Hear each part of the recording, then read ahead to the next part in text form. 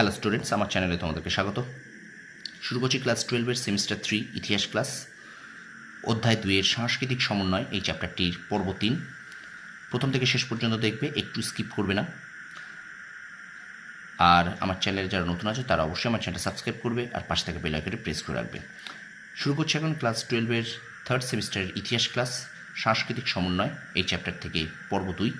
তোমরা জানো তোমাদের 40 নম্বরের এমসিকিউ আছে, 40-এ 40 পেতে হবে। সুতরাং 40-এ 40 পাওয়ার জন্য আমি কিন্তু তোমাদের টেক্সট খুঁটিয়ে, একদম সিলেবাস খুঁটিয়ে তোমাদের আমি প্রশ্ন আকারে দিচ্ছি, এমসিকিউ আকারে। এগুলো প্রশ্নোত্তর আকারে আছে, কিন্তু তোমাদের পড়বে এমসিকিউ আকারে। সেটা শূন্যস্থানে এমসিকিউ, এমনি আকারে এমসিকিউ বা বাম স্তম্ভ ডান স্তম্ভ মেলানো হিসেবে, ঠিক আছে?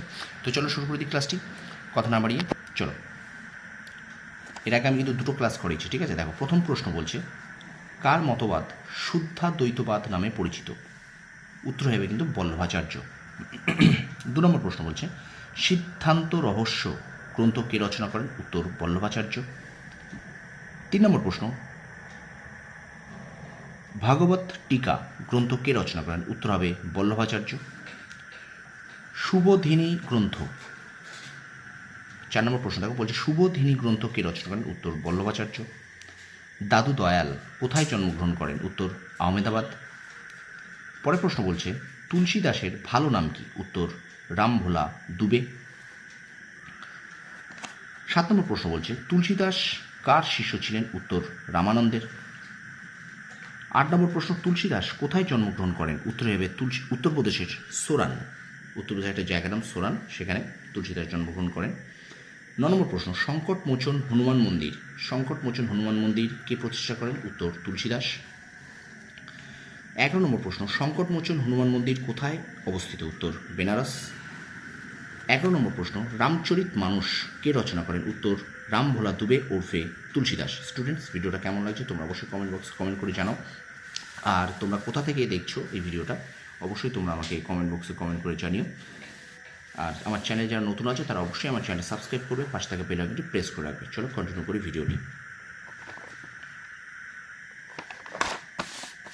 দেখো, 12 নম্বর প্রশ্ন, রামচরিত মানুষ কোন ভাষায় লেখা?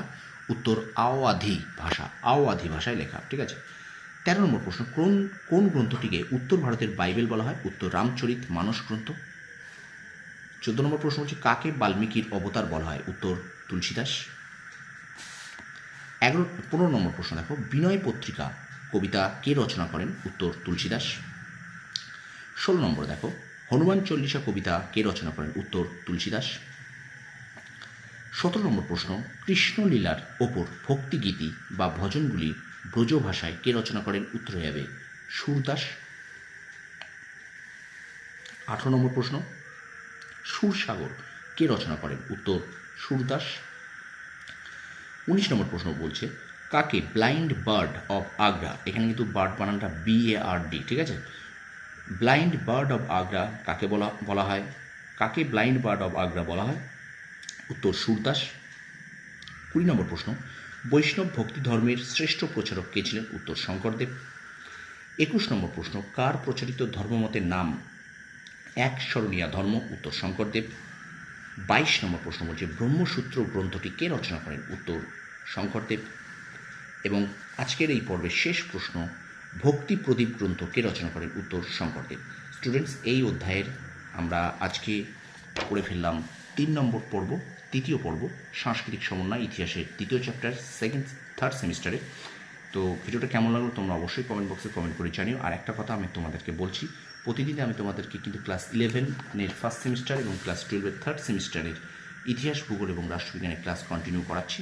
তোমরা নিয়মিত ফলো করো। আমি আশা করি তোমরা অবশ্যই পরীক্ষার জন্য এই প্রশ্নগুলো অবশ্যই উপকৃত হবে, অবশ্যই তোমাদের রেজাল্ট ভালো হবে। আর একটা কথা মনে রেখো, শর্ট প্রশ্ন কিন্তু সাজেশন ভিত্তিক পড়তে যেও না।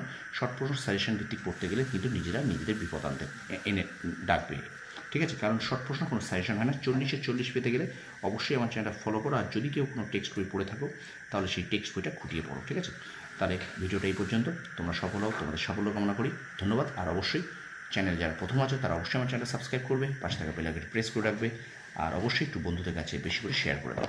তোমরা সফল হও, তোমাদের সাফল্য কামনা করি। ধন্যবাদ।